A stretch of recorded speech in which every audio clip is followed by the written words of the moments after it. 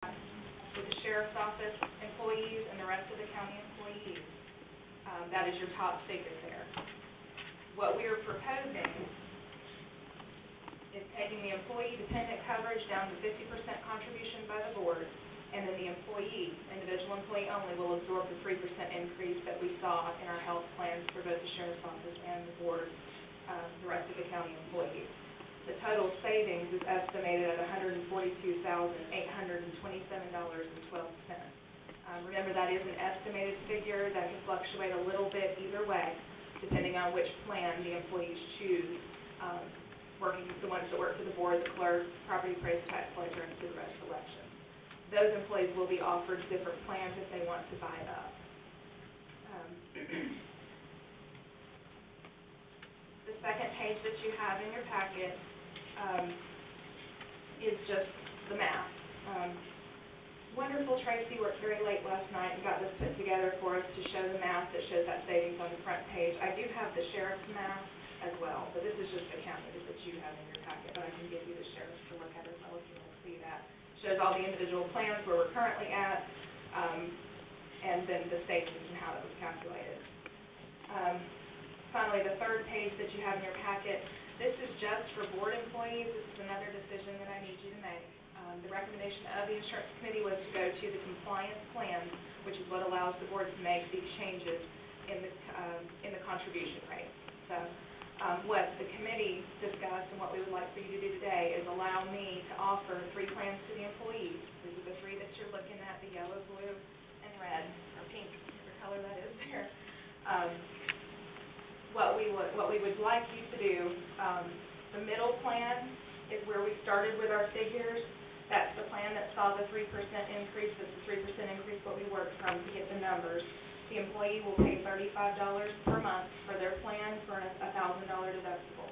If the employee wants to buy up the gold plan on top, they can do that and they'll just pay the difference. It's about an $8 difference over what they're paying now. Not a bad deal. Not a bad deal at all. And finally, the very bottom plan, just as kind of, giving the employee a little something here. We've had to take a lot this year. This plan will be offered for free. With your permission, we'll offer this for free.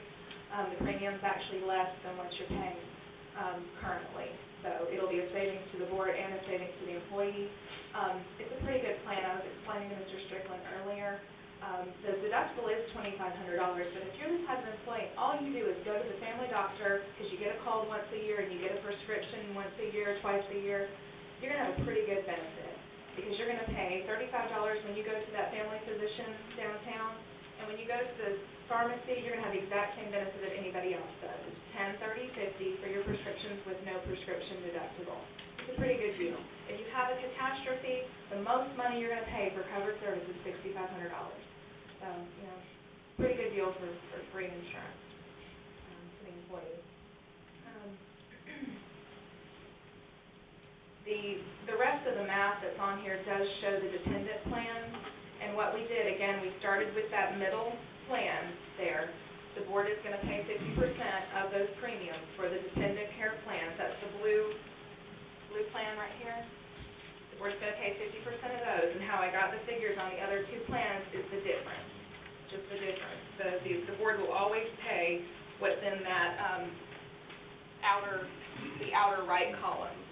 That's the board's responsibility no matter what plan the employee has, so each employee is treated fairly, no matter what plan they want. They want a richer benefit, a nicer car, as we were calling them last night, they're going to pay a little bit more for it.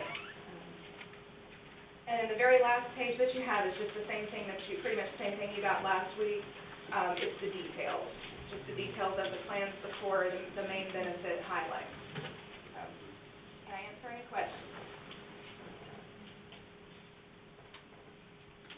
I would like to compliment the team, Sheriff Haddock, Ms. Tracy, and yourself, Heather, and Steve, for the effort that y'all put into this, and I really like the results that y'all come up with. Y'all done a good job.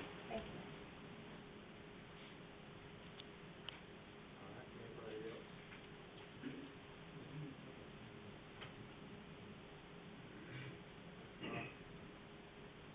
You got any questions?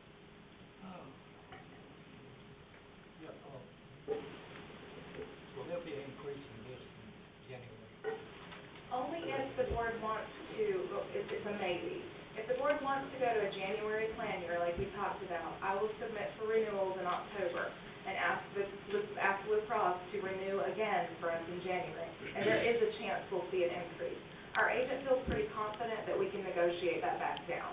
If there is an increase and we can't get it back down, we don't have to take it. We'll stay where we're at. We'll stay on October plan year. And then we'll try again next year.